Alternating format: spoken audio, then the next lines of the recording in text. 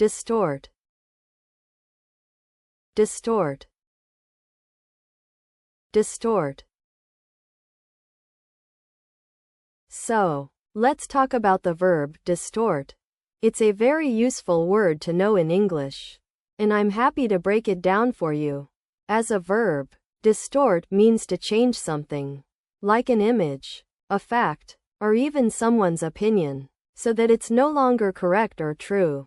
Commonly, people use distort when talking about media, politics, or even social media. For example, they might say the news article distorted the facts, or she felt like her online personality was being distorted by cyberbullies. One thing to note is that distort can also imply a negative intention behind changing something.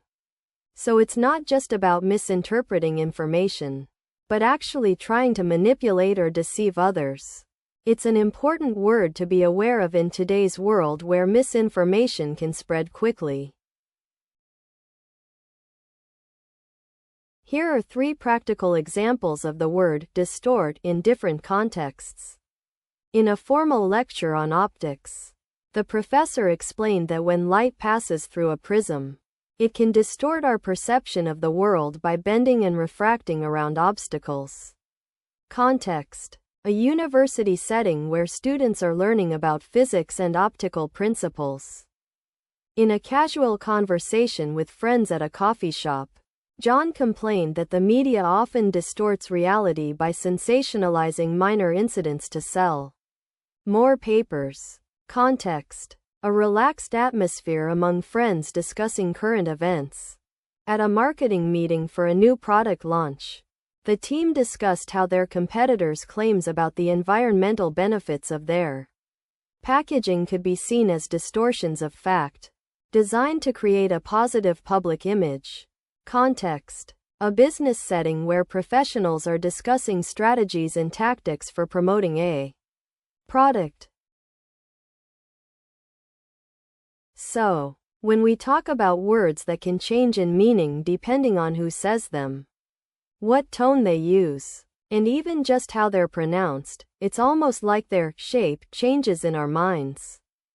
Mainly, this happens with spoken language, where nuances of expression can lead people to think different things.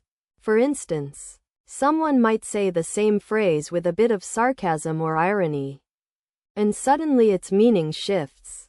This concept is pretty much about recognizing how words can take on slightly different meanings. Based on context and tone, it's like their interpretation can bend, depending on who hears them. Synonyms for this idea could be things like contextual meaning, tone-dependent meaning, or even just meaning variance. They all kind of point to the same thing. Duration, duration, duration. Let's talk about the word duration.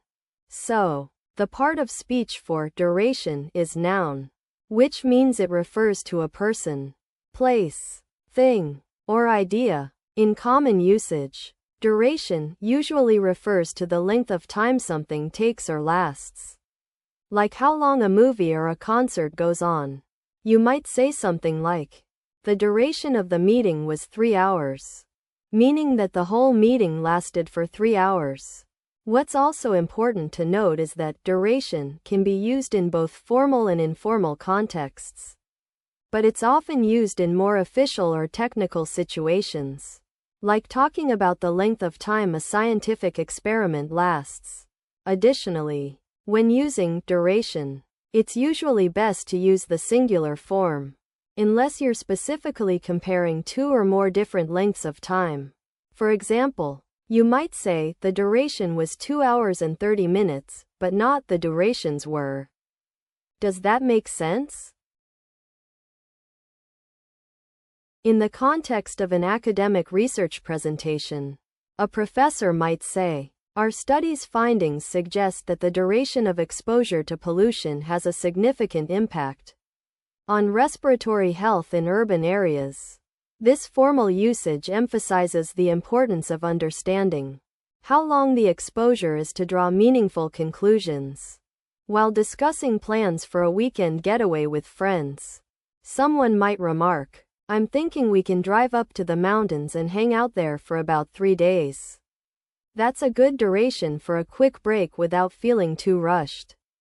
In this casual conversation, the speaker is using duration to convey a sense of time frame for a specific activity. In a business context, discussing project timelines with a colleague might involve saying, "We need to finalize the project plan and ensure that the duration between each phase remains consistent to meet our clients' expectations." Here, the usage emphasizes the importance of maintaining a steady pace in order to deliver the project on schedule. So you want to know about something called duration? Well, basically it's a measure of how long something lasts or keeps going. It's like asking how much time is needed for an activity or situation to be over.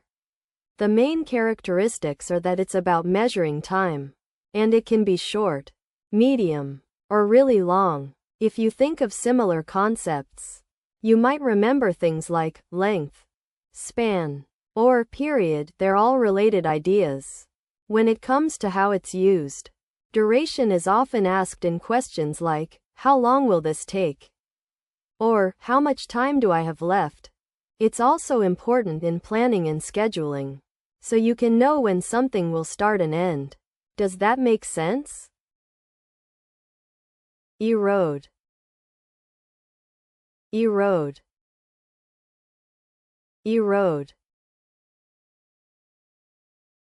The verb erode is used to describe the process of wearing away or destroying something, typically by natural forces such as wind or water, or human activities like over-farming or pollution.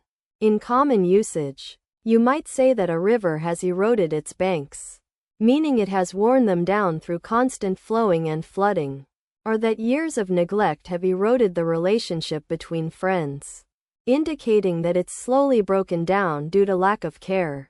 It's worth noting that erode is often used in scientific contexts to describe geological changes.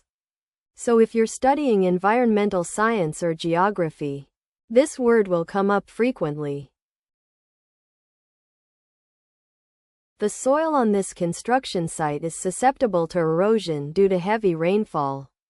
So we need to implement measures to prevent it from eroding away completely before the foundation can be laid. My friend was hiking and told me that the constant water flow in that area has been slowly eroding the path over time, making it harder for people to get through. We conducted a study on the effects of soil erosion on agricultural productivity and found that long-term exposure to water flowing downhill leads to significant losses in crop yield due to soil erosion. So you want to know about a concept that means something gets worn away or damaged by natural forces like wind, water, or ice? Okay, think of it like this. Imagine a big rock being slowly chipped away by waves crashing against it, or a hillside where plants and trees have been stripped away over time. That's basically what we're talking about, the gradual wearing down or removal of something through constant exposure to these natural forces. It's kind of like how your clothes might get worn out if you wash them too many times, but on a much bigger scale. When this happens, it can lead to changes in the shape, size, or even disappearance of things like rocks, hills, or even buildings. Similar ideas to this concept include concepts like weathering and abrasion. They're all about how natural forces affect the surfaces of objects over time.